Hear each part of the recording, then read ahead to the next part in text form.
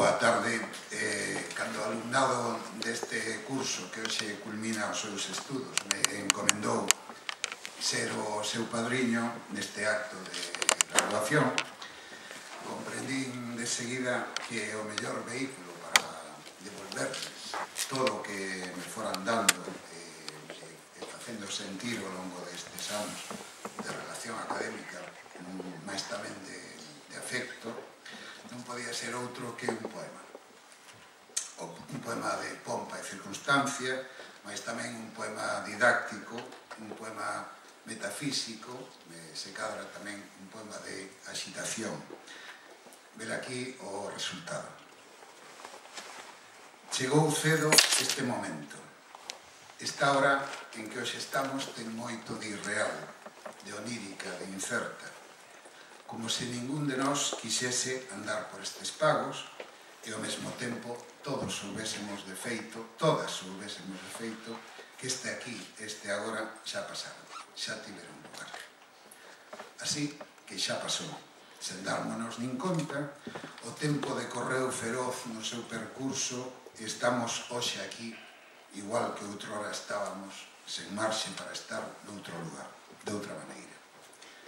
Sei que agora pertencedes á seita oracular do castelo de Kafka, que vivistes prisioneiras longos anos no castelo del Sinor como Hamlet, que coñecestes o Cibrán, o Bocas e o Milomes nas noites frías de Auria, que poderíades chamar agora por Kerouac, mas que preferides contemplar as criaturas preciosas de Bembo, que escoitades Bach no anoitecer, pastor de violonchelos, e que andades xa incluídas na liñaxe nas estirpes do músculo da tarde.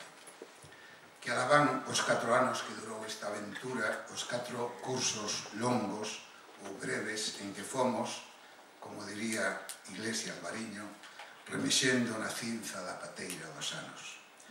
Axiña foi o tempo clausurando os aposentos, as estancias, as cámaras, os cuartos, as mesmas aulas, e fixos en rigor, coa austeridade que difunde, sen saña nin obriga, tranquilamente, obedecendo a única lei que ten por propia, a mudanza continua de todas as cousas.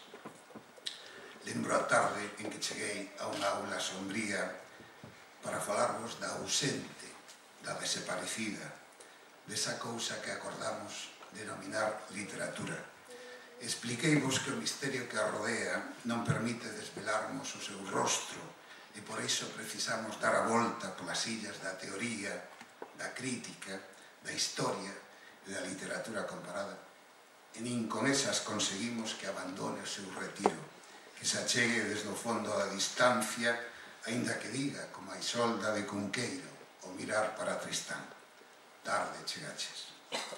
Foi fermoso irvos contando a maneira en que os humanos enredaron coa linguaxe.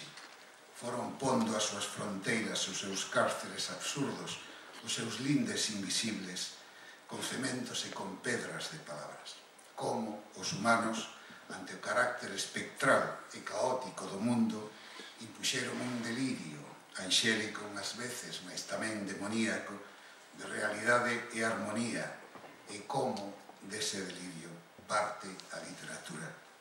Tamén falamos, e moito, de que a noción de literatura universal só é artellable desde unha perspectiva nacional concreta, de que non hai ollada sen ollo, nin ollo sen lugar.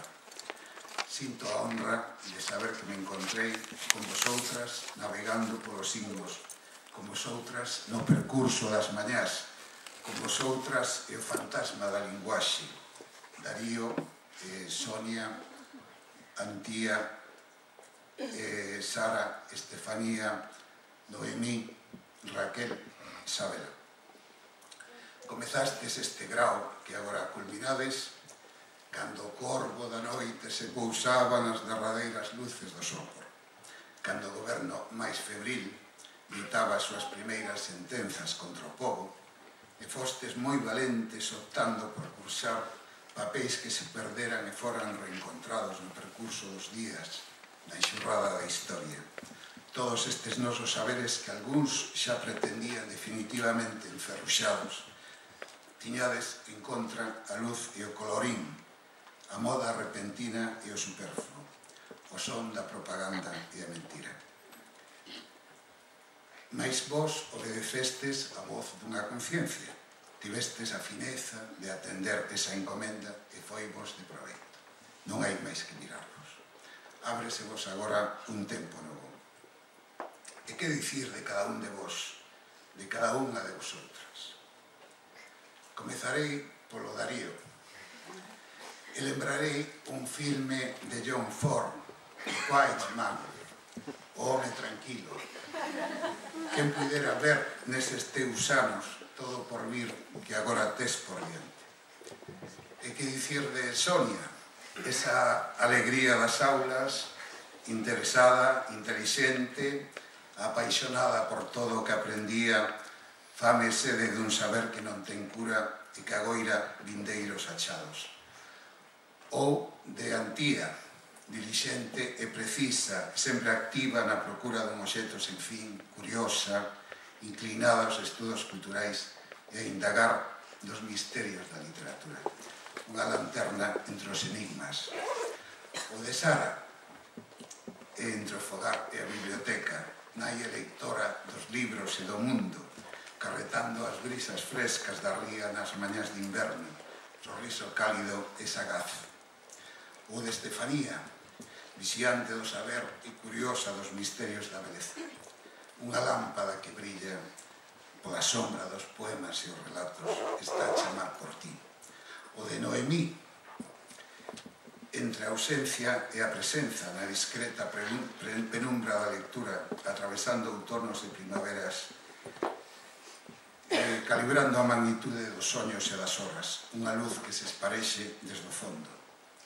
O de Raquel, ollos fuscos e azuis, patrullando a modernidade, a derrubar as trabas do ministerio, sempre exposta ante a certeza, esculcadora do especial e do senlleiro.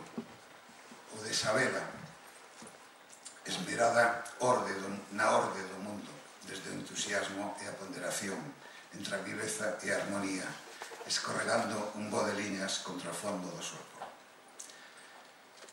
Que o remoto devalar dos astros vos depare ventura e sabio voo por entre as sombras das cousas, e que poidades, aínda novas, gozar do viño escuro, do sol anoitecido que emerxe do silencio. Que nunca esquezades o dereito que tedes a igualdade cando a diferenza vos faga inferiores, nin o dereito a diferencia cando a igualdade vos deixe sen identidade.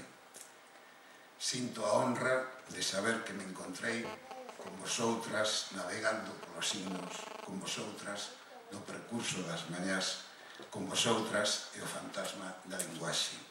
Darío, Sonia, Antía, Sara, Estefanía, Noemí, Raquel, Sabela.